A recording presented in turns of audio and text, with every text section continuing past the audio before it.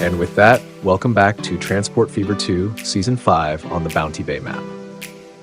We continue with some rough planning on what else can be done, mainly how I want to extend the track layout. Since I also want to create a small branch line, I'll need more towns. So now I'm placing additional towns in order to make that branch line a reality.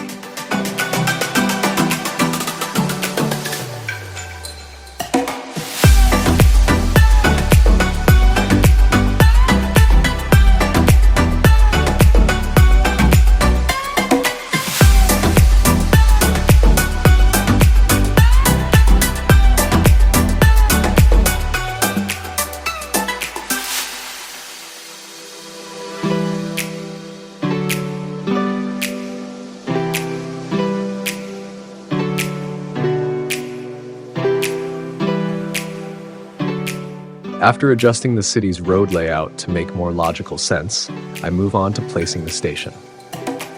And even though it's located outside the city, I'll admit I didn't want to place it right in the middle again. There are still enough other towns where I can build the station more centrally.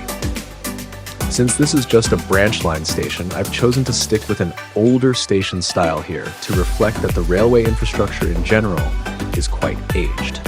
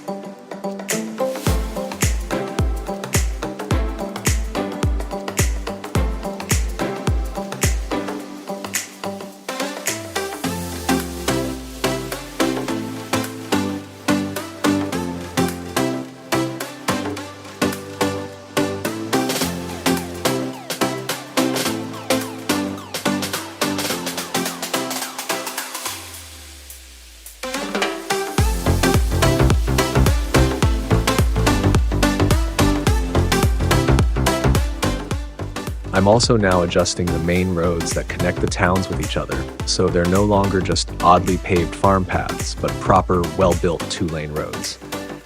Only after that do I continue working on the railway line, which, spoiler alert, will give me a whole lot of trouble later on.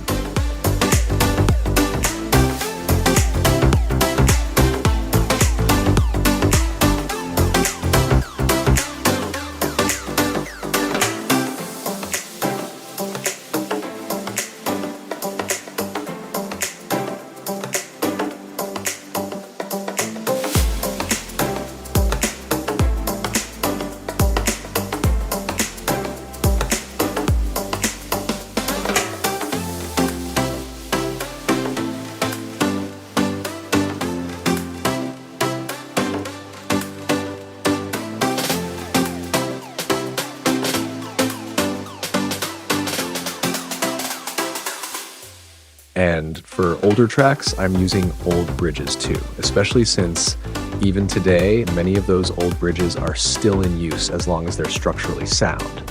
I also adjust the length of the bridge because I'm just not a fan of overly long bridge spans, even if that means I need to reshape some of the terrain to make it work. Then another thought crossed my mind. In the last episode, I had built a bridge on the previously created track, but it was completely flat and plain. So I quickly went back and modified it to give it a smaller railing for a bit more character. Once that was done, it's time to address the earlier spoiler, the terrain.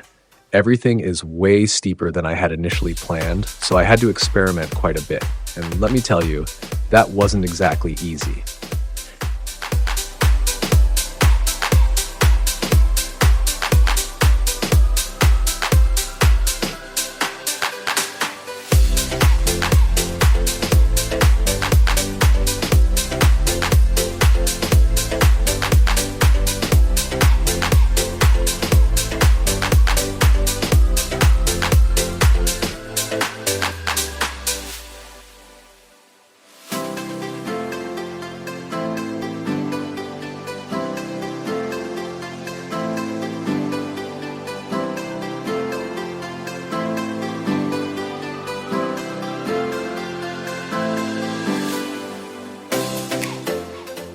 So, and now the first depot is being placed on the map, along with its initial connection to the rail network, meaning that soon the very first trains will be able to run on this map.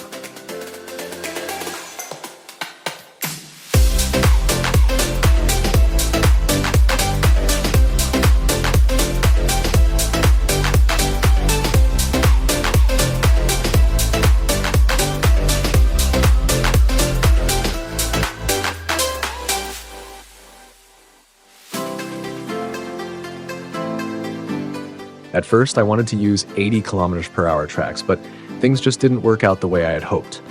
So I gradually lowered the speed limits until I ended up with 60 kilometers per hour. And honestly, for a depot area outside the maintenance hall, 60 kilometers per hour feels pretty realistic. At least that's what I think.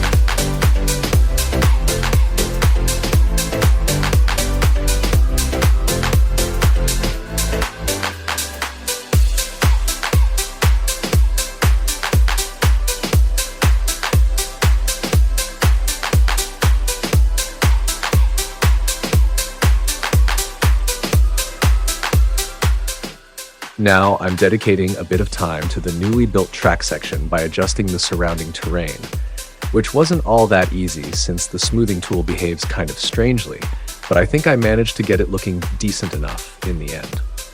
And that's not all. A bit further along, near the mine, I also reshaped the terrain to make it look more natural.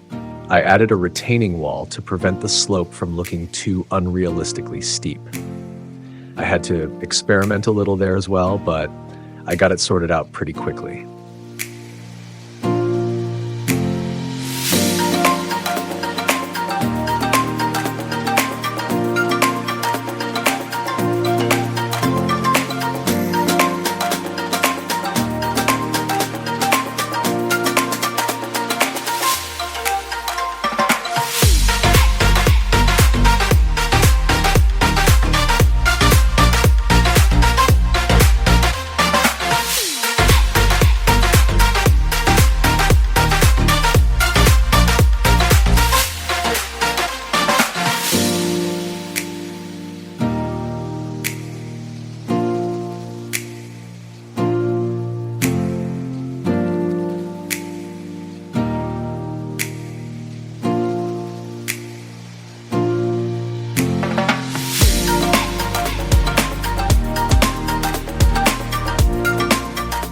While leveling the terrain, a weird edge formed, but I simply hid it by slightly adjusting the road layout. This way the edge gets blended in naturally. However, the road now floats a bit in some areas, which doesn't look quite right. To fix that, I placed texture mats or ground plates underneath the road to cover it up, so it's no longer noticeable that the road is hovering.